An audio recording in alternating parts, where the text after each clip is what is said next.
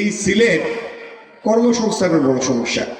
কারণ আমরা অর্থনীতি, সিলেটের অর্থনীতি যেভাবে চলে, এটা মূলত কিছু প্রবাসী আয় আর বেশি দোকান নির্ভর।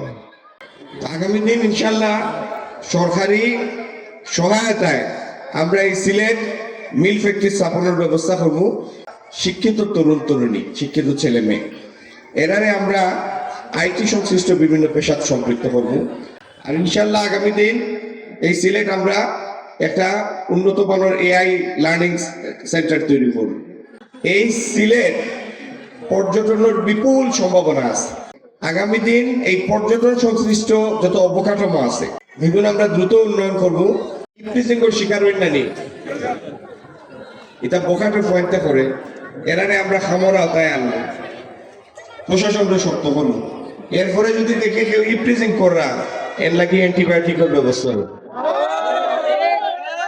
যারা হুন্ডা মহড়া দেন, যারা মার্কেটের সামনে গ্রুপ করে বই আতঙ্ক ছড়ায়, ইনশাল্লাহ এনতান স্থান সিলেট নাই।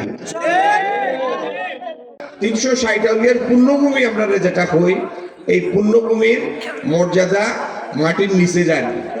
এই তীর খেলারে আমরা চিরতরে ইনশাল্লাহ উচ্চত সিলেক্টরে আমরা সারা দেশের মধ্যে একটা দৃষ্টান্ত বানাইতাম চাই। ভোট দিব কিসে, ধানের শীষে, ভোট দিব কিসে।